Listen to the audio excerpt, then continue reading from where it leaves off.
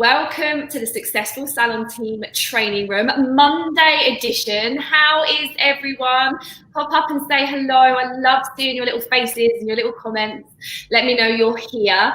How's your week been? I hope it's been an amazing one. I hope you've had a restful weekend because we're all about the zen and the calm today.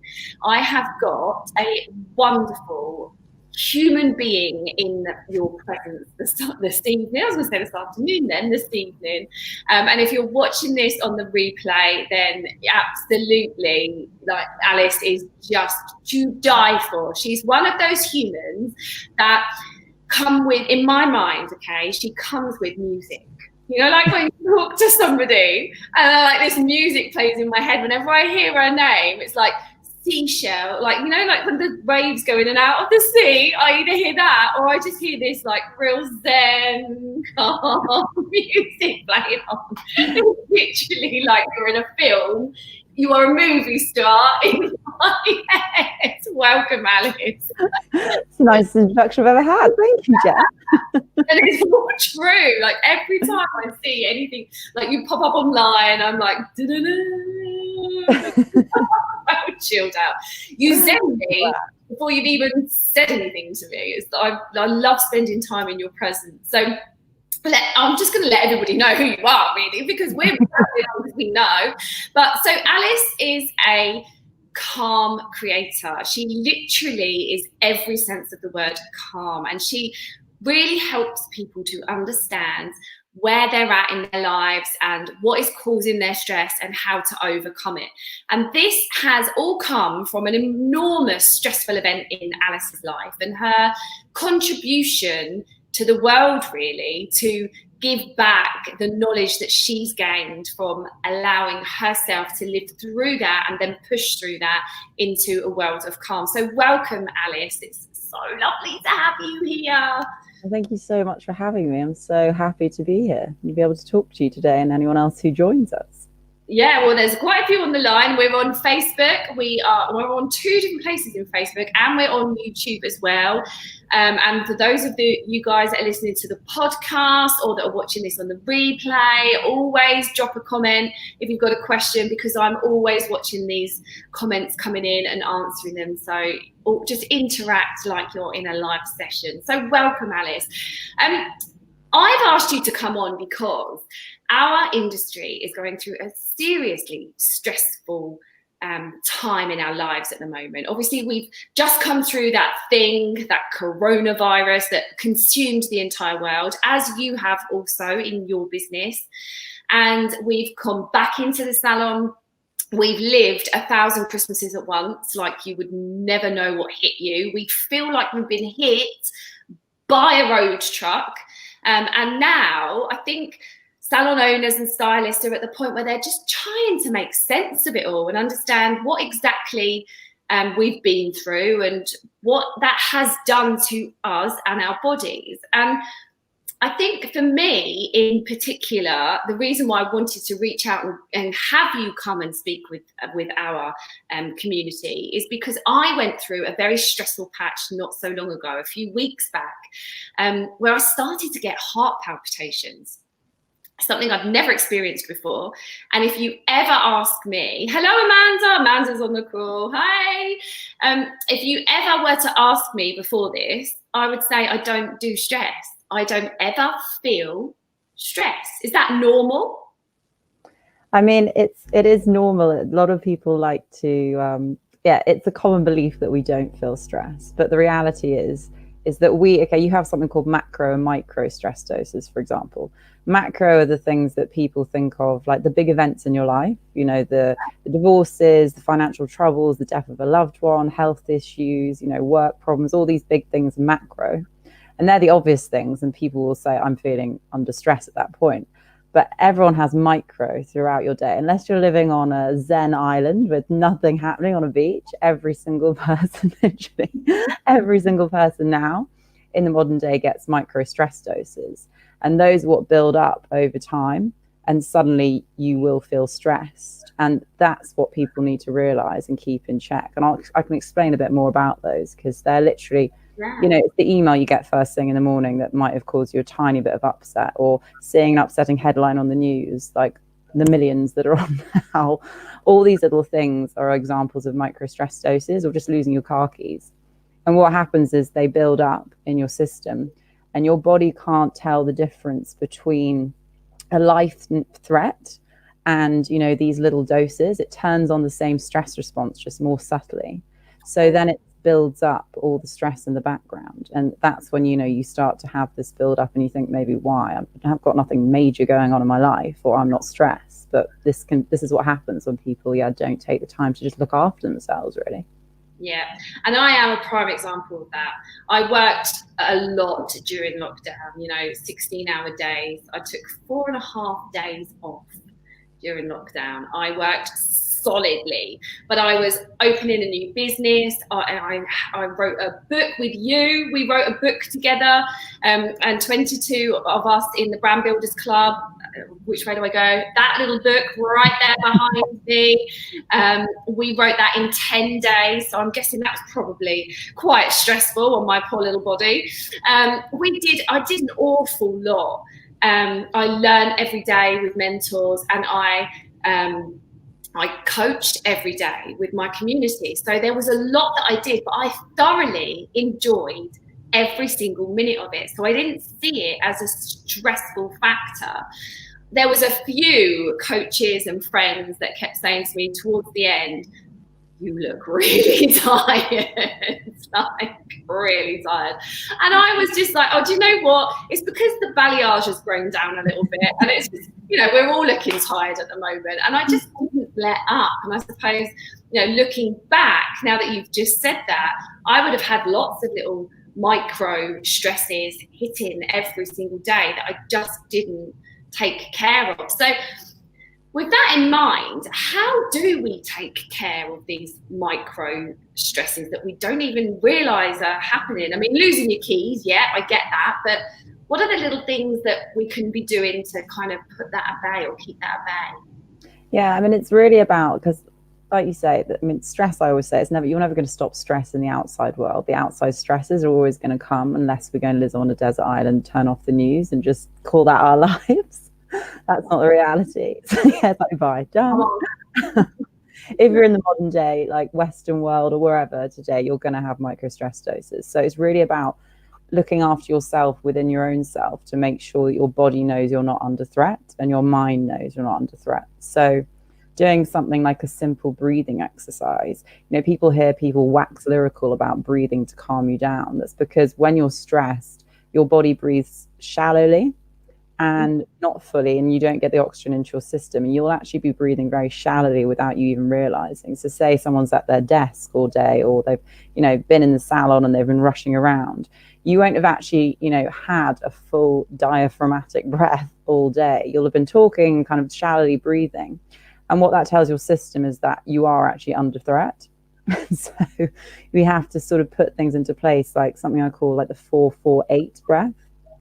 Is a really good breathing exercise. Lets you breathe in through your nose for 4, hold for 4, and breathe out of your mouth for 8.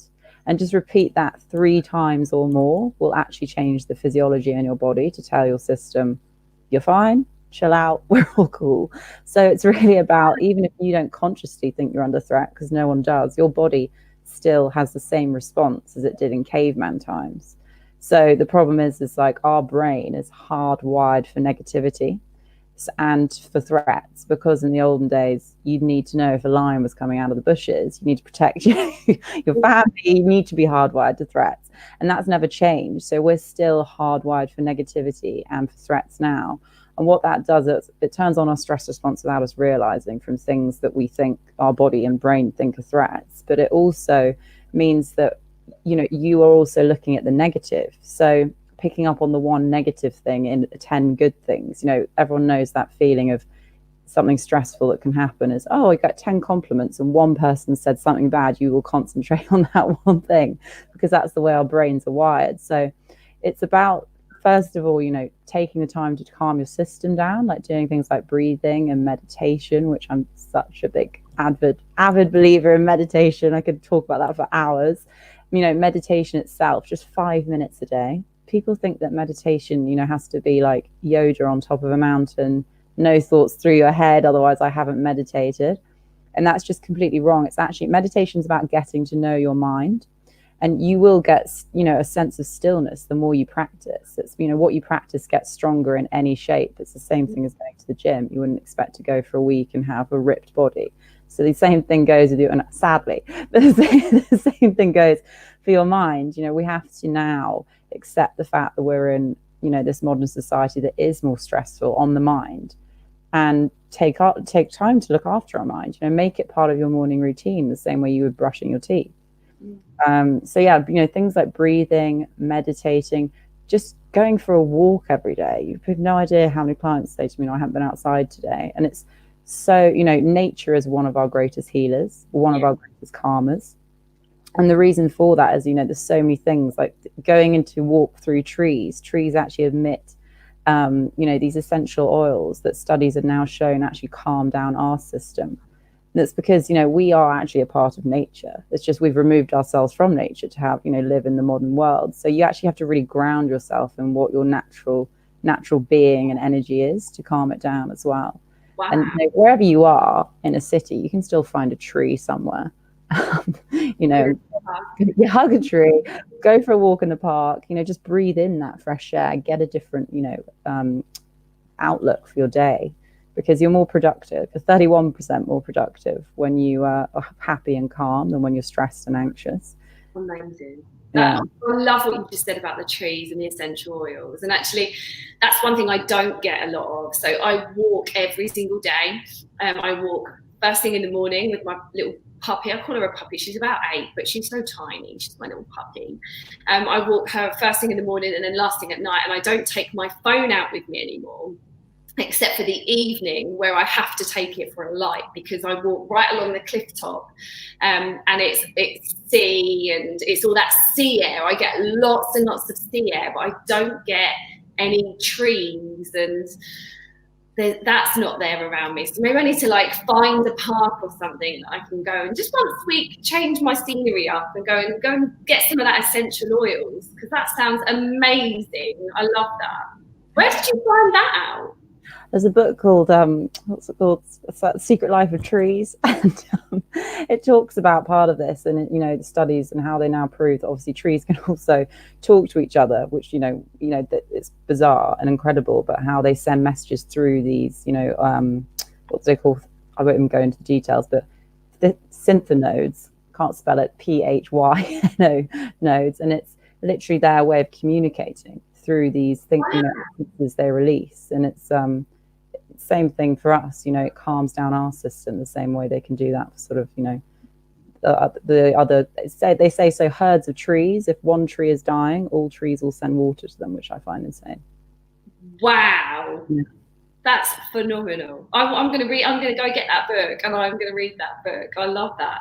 So what different ways, because I think it's very confusing for lots of people. We've got stylists at the moment, okay, we're having to wear shields and face masks. Don't even go there. When we came back, it was just face mask. It was just shields. Now it's shields and face masks. The guys aren't even breathing properly whilst they're trying to breathe properly, because how can you? You're swallowing half a face mask. So I think recognizing that they're stressed is the first kind of port of call. So what different ways can stress show up in our bodies? Because it's not just like myself laying down in the evening and I've got massive heart palpitations when I'm not even doing anything. That obviously really was a big, that's my body going, come on, listen to me. But there must have been lots of other little things going on that I could have picked up on that I just didn't realize or didn't notice. So what could they be? Yeah. I mean, it's such a good point. Like you say, it's picking up on them. So I always say, like, doing a mindful check-in with yourself once a day, just sitting with yourself in silence and asking yourself, how am I actually feeling today? Where am I actually holding tension in my body? And just taking a moment to notice that. But the actual signs, you develop stress in behaviorally, mentally, and physically. So you'll get signs in all three. And so, for example, you know, the start of signs for behavior, you know, you might be drinking or smoking more than you usually would do.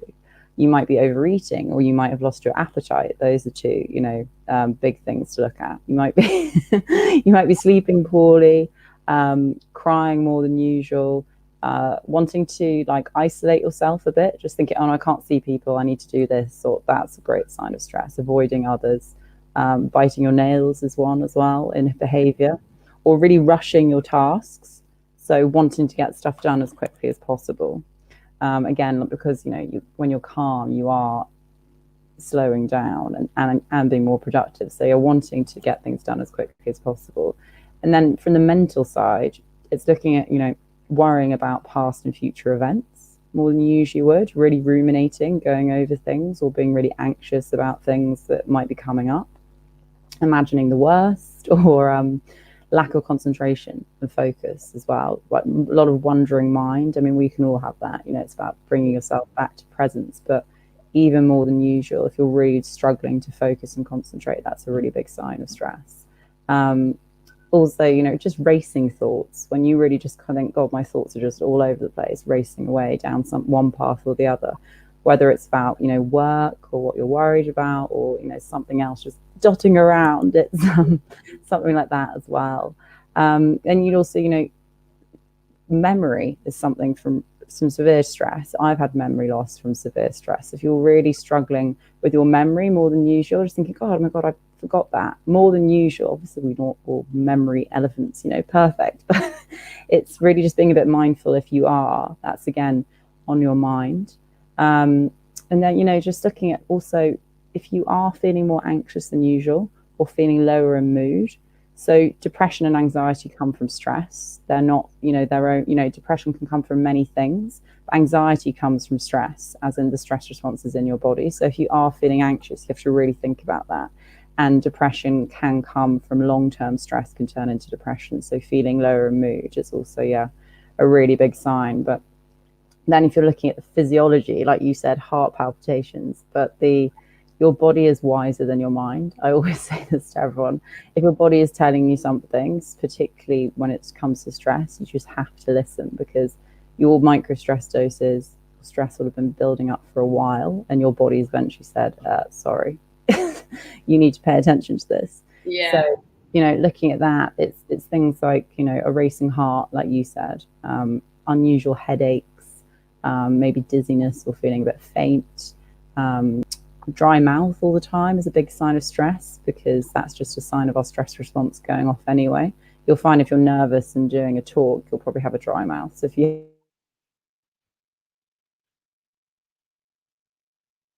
Oh, we've lost Alice. I'm sure she'll be... Oh, there she is. There. Tight chest is one. Okay. You hold a lot of anxiety and stress in our chest, so just not being able to take in a full breath, just feeling really, tight chested. And then one of the greatest indicators is our stomach. Our stomach is so emotionally wise. We've got such a gut-brain connection.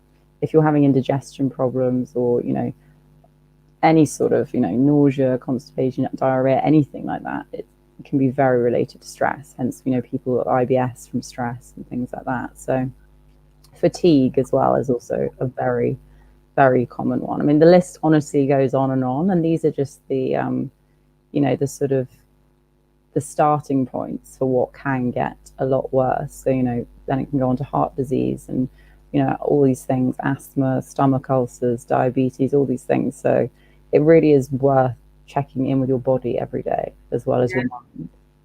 It's funny because now you've gone through those, I can clearly see the roadmap up to the heart palpitations. So for me, and I just blamed it on lockdown, a complete difference in situation. So I didn't really want to go out shopping. My son worked in Tesco's at the time, so he was doing all the shopping. Have you ever put a 19-year-old boy in charge of shopping?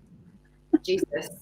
So crates of beer was coming back, like not even nice wine, crates of beer, loads of barbecue food, loads of bread, loads of peanut butter, just like the worst food coming back into the house, donuts, crisps. I was like, oh, every time I just thought, why did I not give him a list? Like, he knows how we eat. He's in the house. He knows what we eat every week.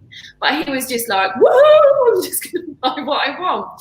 So my eating was horrific, and quite a lot. I mean, as did the nation, I would imagine, but more so. I'm not a drinker during the week. I don't drink during the week at all. But at the weekends, I always did. But then I lost sense of when the week and the weekend was. So if I wanted to have a drink with my dinner, I would have. And then that came quite a few nights, and then I wasn't sleeping, and then so I could see the roadmap to the heart palpitations going, hang on a second. And I wasn't going to the gym because we were in lockdown. But since that, I haven't sorted my eating out still, and I haven't got myself back in the gym properly. It's kind of, my routine's still so thrown up in the air with the Successful Salon Club and the Successful Salon Team Training Room, plus the salon, which is absolutely heaving.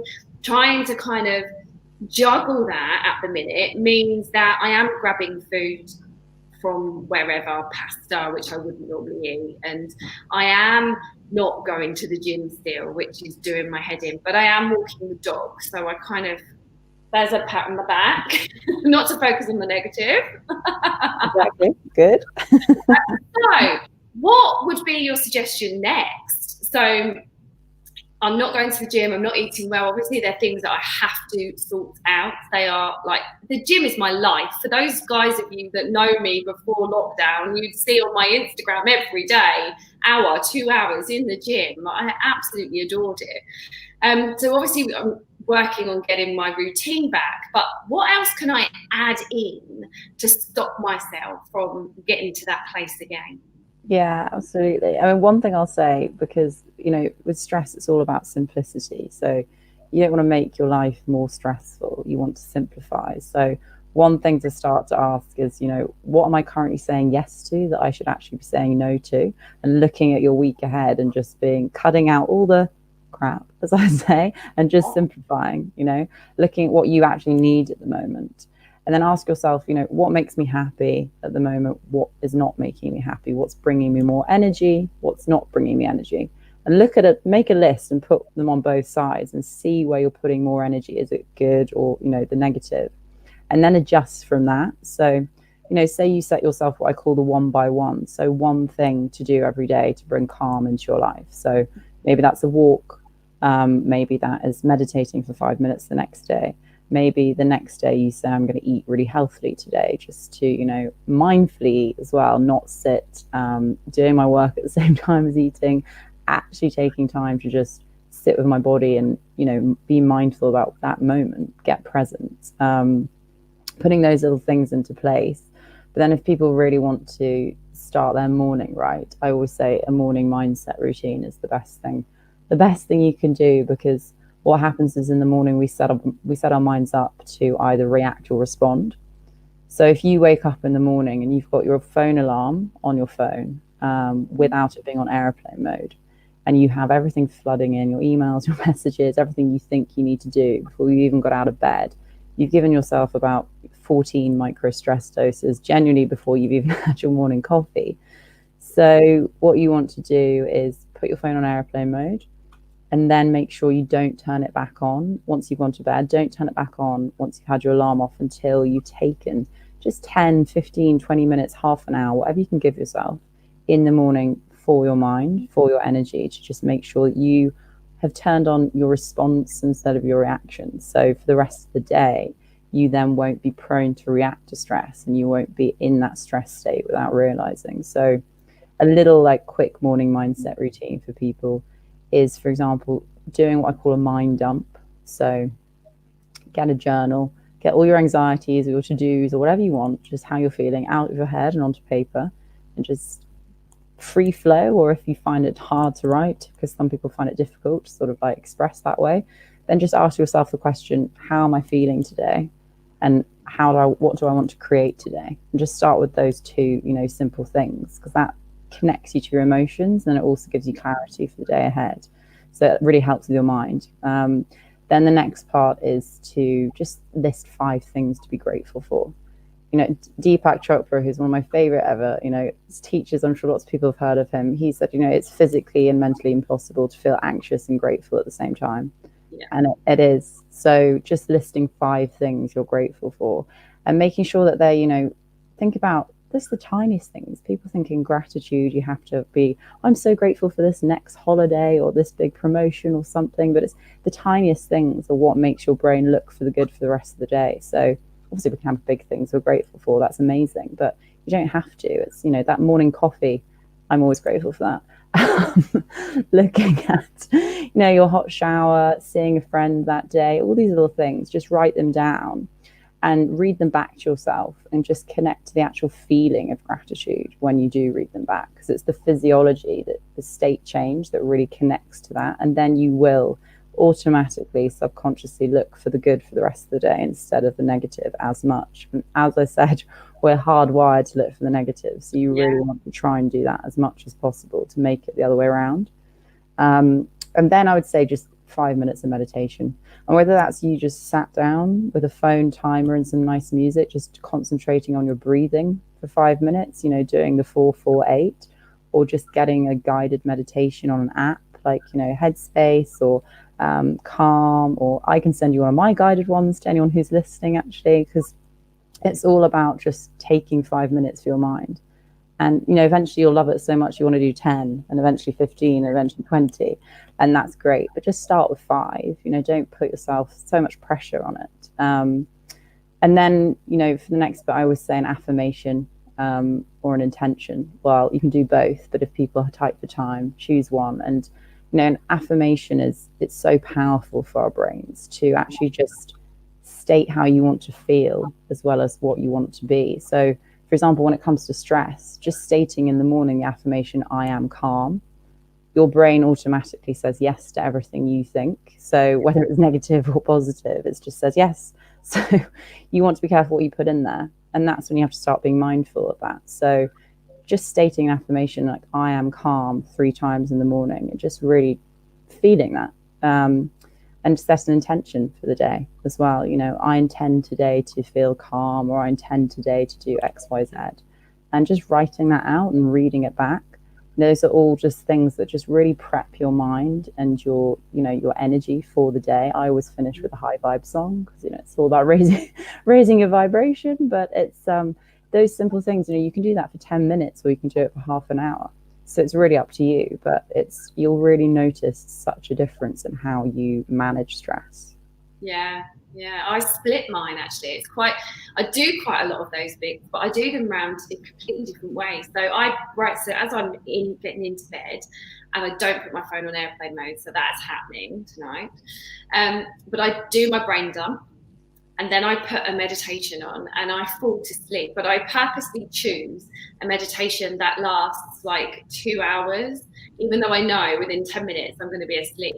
But just so that's continuously, because your brain still hears it, doesn't it? It's continuously whirring around in my head. And then once my alarm goes off, I'm like, oh, really don't like getting up. I'm not a morning person. And I set my intentions while my head is still on the pillow. I think about exactly what's going to happen that day and how I want all of that to happen and unfold.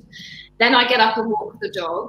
And that's where all my affirmations happen. And I literally have like 6 that I reel off. And it's a 20-minute walk. And they're just constantly on a loop as I'm walking with the dog, which is just, I come back pumped. Yeah. And then my gratitudes, I've got a real connection to water. You can probably tell, like I live overlooking the sea. I walk along the sea every day, twice a day. I have this real connection to water. And so my gratitudes I always do whilst that shower is hitting me. Because I just have that, I feel so alive when that water is hitting my body. And so that's where my gratefulness comes through from me. But there are certainly some more things that I can put into place there. I don't meditate in the morning, which is something that I'd really like to try. And I think I cop out a little bit doing at night because I know that I'm doing it to fall asleep. So I'm not like properly concentrating. So I'm definitely going to be trying that tomorrow for sure. Do you sleep to meditation? I like to sleep sometimes to calming music, or just something to a calming voice to make me fall asleep if I Yeah. need to, if I'm struggling to sleep that night. But usually I just like to sort of take a few deep breaths, do a little like mini meditation myself, just before I go to bed. But one thing I will say as well, when you said about the labeled alarm, the airplane mode, is that something that's changed my life, that I try and get as many people to do as possible, is to put your alarm sound as something calming in the morning. Right. Because that initial hit, everyone knows that horrible alarm sound that we're so dreading to hear no matter what. So that's a stress dose in itself as well, a micro stress dose. So I have something that's like, you can choose any alarm noise from your music on your iPhone. I'm not sure about Android because I'm an iPhone user, but if you choose your music, you can just choose like a meditation, unguided music or calming music, and that's what I have. And mine just gets louder to wake me up, and so then I wake up sort of like, oh, it's calming, it's nice. Love that. So is that something you've purchased through iTunes and it's on your iTunes? Yeah, exactly. And then it comes up as an option to use as an alarm when you go into your alarms. You I can wondered just how turn people this did off. that. Because I just use the alarm. Yeah. I I did, and I was like, a year ago, I thought there's got to be a better way to wake up than this. Yeah, I did get and I won't say her name out loud because she is right behind me and she'll start kicking off. But that little box thing that you talk to. Oh yeah. I did get one of those so that I didn't have my phone in the bedroom. It was annoying me that it was in there. And so I did buy one of those to get the phone out. And then that's ended up down here. And my phone's ended up back in my bedroom. And I'm like, why?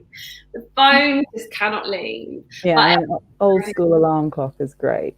Putting your phone on airplane mode and having it in a different room and getting an old school alarm clock again is a great way as well. Yeah, I need to sort, because it's not good having all the waves going into your brain whilst you're sleeping as well. That must make you anxious whilst you're sleeping, I will imagine. Yeah, I mean, I think they're starting to prove that now. So I think it's just trying to tell your system as much as possible that it's calm. So trying to just split up having all that around you if you can. Yeah, and going to bed early as well. I wasn't during lockdown. I was going to bed like 1, 2 o'clock in the morning every single night. I literally was working 16 hours straight through.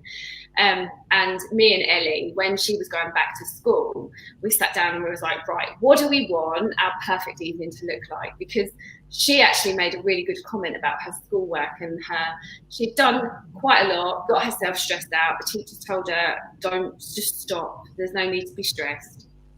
And her head teacher, if you ever speak to Ellie, she's like, my head teacher cares more about my mental well-being than any amount of work that I'm going to produce. So I'm not going to put myself out anymore. I'm just going to take it slowly. So, and she came at me with the whole, well, work is for work and home is for home. So we need to get that work-home balance now. You're back at work. And I was like, okay, yeah, you're completely right. How does our perfect evening look? How are we going to design that so that it suits both of us? So I'm doing lives quite a lot, and I do lots of meetings up to around 7. So that's the end of my work day, 7, laptop down. I'm not allowed to do anything else. Well, 8 really, because I'm lying in at 7. But once I get in that house, that's it. No laptop comes out. And we cook together, and then we are literally, our alarm goes off for bedtime at 9:45. We both go up into our rooms and we both have showers, and then she's got a little ensuite, I've got a little ensuite, so we both go into our room to do our thing, and then we literally just have a quick chat through the doors. It's quite sweet, and then that's it, like off to bed. So we've redesigned our evenings, which is really nice, because I think coming out of lockdown, it's like, what is routine now? It doesn't just go back to how it was. No. School is different for her now. Her timetable is different. Everything's different for me at work. We're having to really kind of come together to understand what's important in both of our lives at the moment, to help each other connect and meet in the middle with what we're both trying to achieve. And it's really interesting to see from a 12-year-old and then a 40-year-old, or nearly 40, how we're trying to like make this work. It's been really lovely, and we have loving the new bed. In fact, last week I had a bit of a cold and I was in bed by 8 one night. It's so nice.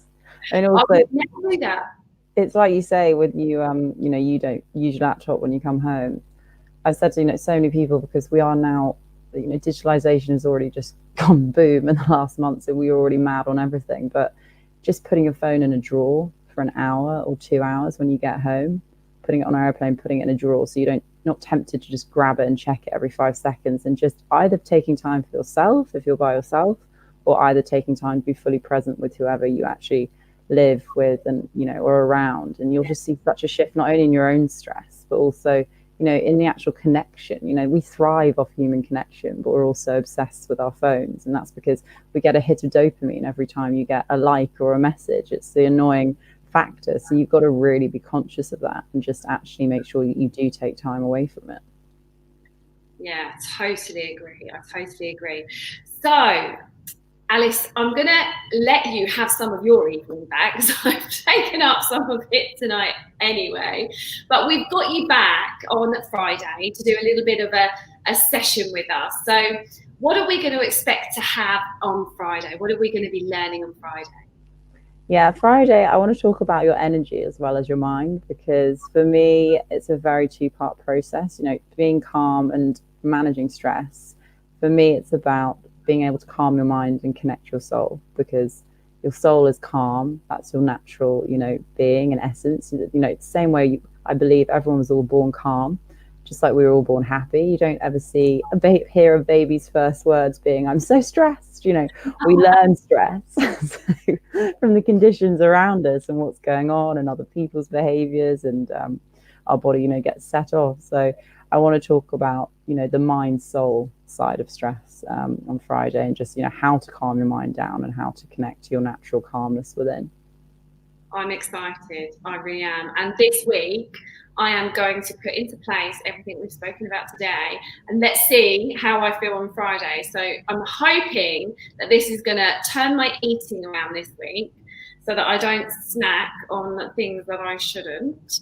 And my water intake, that's something I want. I used to drink like 4 to 5 litres of water a day. And Wow. that's like, because of the gym, I used to have to drink a lot. And now I'm scratching at 2. Like, I can barely meet 2, which is driving me insane. So they're my 2 things that I really want to master this week. And I'm going to be focusing my intentions on that in my morning meditation. I'm going to sit and do that. And I'm going to make sure that I turn my phone into airplane mode. And let's see how much calmer I am on Friday. And you guys at home, let us know in the comments, or drop me a message, or shoot Alice the message. What is it that you're going to put into practice this week, that on Friday when we come back and we do the training session with Alice, that you've got a little bit more understanding of, so a little bit more traction this week, a little bit more calm in your life? What is it that you're going to put in place? I would love to know. So shoot me a message and let me know, or just pop a little comment on the side and tell Alice and I what it is that you are going to be putting into your life that you've learned from this evening's chat. Alice, thank you so much for spending your time with us. I truly appreciate it, and I'm excited for Friday. You're so welcome. It was so nice. And yeah, like you said, just get everyone to do, I would say, implement 2 things this week. Whether it's breathing, whether it's walking, just keep it simple. As I said, simplicity breeds calmness. So keep it simple and just think of 2 things you're going to implement before Friday, and then you can just be super simple and just try them out. Perfect. And can you send me one of your meditations? Yeah, absolutely. I'll send you the link. Honestly, your voice just calms me. Like, I'm fighting at the minute, like stifle a yawn, because you melt my body down, and I'm just like, I zen when I speak to you. It's so lovely. So sleep to your voice would be really, really cool this week. So yes, would you mind if I shared it in the group? Yeah, I'd love, that'd be great. I'll definitely send it. People can try it, because it's I know how hard it is for people to meditate. So I made some of these ones so that people can just be guided by their thoughts into calmness instead of thinking, how do I shut them off? So yeah, because mine don't, you can tell this doesn't stop. It's like one or the other. All right, Alice, thank you so much to everyone in the Successful Salon Team Training Room, to those of you that are on Facebook, for those of you that are in or over on YouTube watching live, and for those of you that are in the podcast, I wish you a calm and wonderful evening, thinking about exactly what you're going to put into place to calm your life. And we will see you back 7 o'clock next Friday, where we're going to be going into energies and diving that little bit deeper into what Alice does. I will share the link with you all over on all the individual platforms, and I will catch you all on Friday. Take care, lots of love. I'll see you all soon. Bye, Alice. Bye, thank you.